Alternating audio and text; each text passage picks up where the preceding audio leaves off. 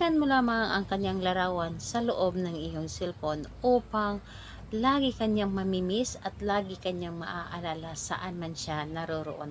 Hello mga guys, kumusta kayo? Panibagong araw, panibagong video na naman tayo, and sa araw na ito ay isa na namang video ang aking ituturo sa inyo, simpleng gabay o simpleng pamamaraan na makakatulong sa atin. At bago ang lahat, gusto ko lang mag-disclaimer sa mga taong hindi naniniwala at hindi gusto ang mga kagaya nitong video. Please skip this video and maghanap kayo ng videos na gustong gusto nyo, dahil ang video na ito ay para lamang ito sa mga taong naniniwala and gusto mag-try.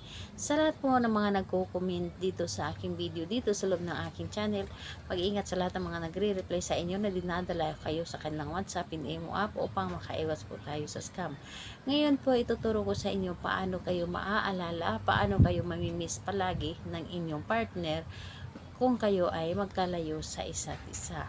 Ito ay pwedeng gawin sa parehas ang kasarian, babae ito babae, and lalaki ito lalaki. And syempre naman sa ating babae at lalaki na mag-partner. And dito po is wala po tayong kailangan na materialis kundi ang inyong cellphone lamang. So, cellphone lamang ang ating dapat na ihanda dito at wala nang iba pa. So, kapag handa na inyong cellphone, alam ko naman lagi namang ready yung cellphone ninyo at lagi ninyong hawak-hawak. So, yun po ang dapat nating ihanda, and pagkatapos doon is i-ready din po natin ang ating sarili. Siguraduhin natin dito na handa tayo, siguraduhin natin na hindi tayo nagdududa sa isang ritual na ating gagawin at buo po ang ating loob sa paggawa nito, at syempre ang ating tiwala at paniniwala. So ngayon po, kapag ready na yung ating sarili and ang ating gagamitin, is pwede mo na itong umpisahan. So ang gagawin mo lamang dito ay napakadali at napakasimple lamang. Buksan ang inyong cellphone, buksan ang inyong gallery, hanapin ang larawan ng inyong target. So hanapin niyo ang larawan ng inyong target at titigan nyo lamang ito ng mga ilang segundo. Titigan mo ito ng mga ilang segundo ang kanyang larawan.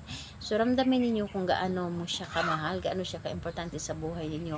Kung bagay ipapasa ninyo sa larawan niya ang inyong nararamdaman. And pagkatapos nun, halikan mo lamang ito ng 3 beses.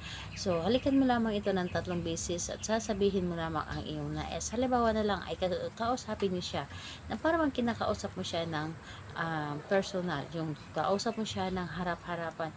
Sabihin ninyo ang kanyang pangalan, tapos sabihin ninyo ang inyong nararamdaman sa kanya. Halimbawa na lamang, sabihin ninyo kung gaano mo siya kamahal, gaano siya kaimportante sa buhay mo, gaano mo kagusto na magiging masaya palagi ang inyong relasyon, palagi kanyang maaalala, palagi kanyang mamimiss. So yun po ang inyong sasabihin, na para bang kaharap mo lamang siya at magkausap kayong dalawa. So yun po ang inyong gagawin. Kailangan na nanggagaling sa inyong puso ang inyong mga sinasabi at mga ginagawa. At syempre, higit sa lahat, yung tiwala at paniniwala sa inyong ginagawa na ritual dito. So, ayun po, kailan nga ba ito pwedeng gawin? So, kahit saan kayo at kahit anong oras at araw, pwede niyo itong gawin. Basta't ang importante dito ay wala makaka-distract sa inyo, wala makakikita sa inyo, wala makakaalam sa inyong mga ginagawa. So, ayan po. Salamat po sa inyo. Bye bye everyone. God bless us all.